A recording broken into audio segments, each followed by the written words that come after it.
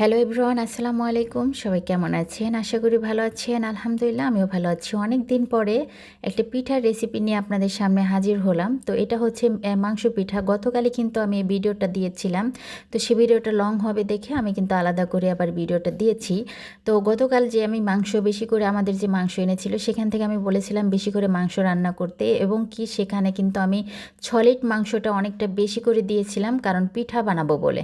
তো এই যে দেখেন পিঠা আমি খাওয়ার জন্য যে রান্না করেছিলাম, আমাদের খাওয়া দাওয়া শেষ। তো এখান থেকে আমি কিছু বেছে বেছে প্রেশার কুকারে দিচ্ছি যেন একটু নরম হয়, কারণ নরম না হলে কিন্তু এটা ঝুরঝুরা করা যায় না।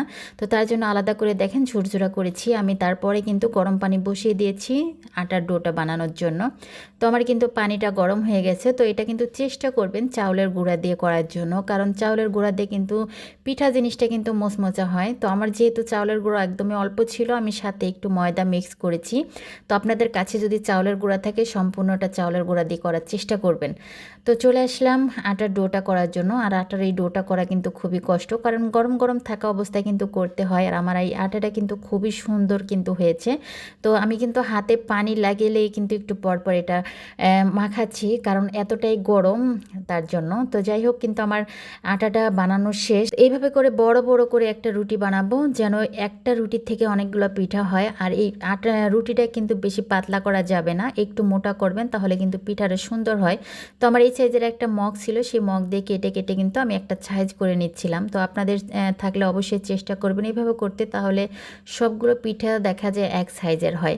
তারপরে দেখেন এইভাবে করে ভিতরে পুরটা ঢুকিয়ে মাংস ঢুকিয়ে কিন্তু সুন্দর করে এটা কিন্তু সাইডে ডিজাইন করা যায়। আপনারা চাইলে ডিজাইন করতে পারেন, ডিজাইন না করলে এভাবেও করতে পারেন। তো আমি কিন্তু সবগুলোই ডিজাইন করেছি। আমি আপনাদের সুবিধার্থে দুইটা ডিজাইনই কিন্তু দেখিয়েছি।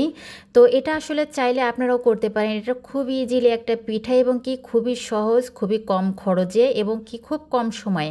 তো এই পিঠাটা আমার মেয়ে একটা বাড়ির থেকে একদিন একটা পিঠা খেয়েছে, তারপরে থেকে বায়না করতেছে আম্মু আমাকে এই পিঠাটা বানায় খাওয়াও। তো আমার মেয়েরা যদি কোনো বায়না করে আমি কখনো সেটা অমান্য করি না, এবং কি সবসময় চেষ্টা করি আমার মেয়েদের কোনো কিছু বলার আগে আমি মুখের করে সব কিছু দেওয়ার জন্য। আর আমার মেয়েদের জন্য বলতে হয় আমি অনেক অনেক কিছু কিন্তু নতুন নতুন কিছু শিখেছি। তো যাই হোক, আমার কিন্তু বানানো শেষ। তার পরবর্তীতে চলে আসলাম ভাজার জন্য। এটা চেষ্টা করবেন লাল লাল করার জন্য, তাহলে কিন্তু অনেক সুন্দর মোচমোচা হয়। তো যখন অন্য বাড়ি থেকে খেয়েছিলাম আমার কাছে অতটা ভালো লাগে নাই, কিন্তু আজকে আমি নিজে বানানোর পরে এত এত মজা লেগেছে আসলে কি বলবো। এটা বানানো শেষ হতে হতে দেখা যায় অনেকগুলা পিঠা আমি আর আমার মেয়ে খেয়ে শেষ করে ফেলেছি। এই যে দেখেন আমার কিন্তু পিঠা বানানো শেষ। তো আপনারা অবশ্যই ট্রাই করতে পারেন, খুবই ইজিলি এবং কি খুবই কম সময়ে কিন্তু এই পিঠাটা বানানো যায়, এবং কি খুবই মজার একটা পিঠা। তো দেখেন কীরকম মচমচা, একদম কি মচমচা দেখেছেন, একদম হাতে দেওয়ার সাথে সাথে পুরো ভেঙে গুঁড়ো হয়ে গেছে।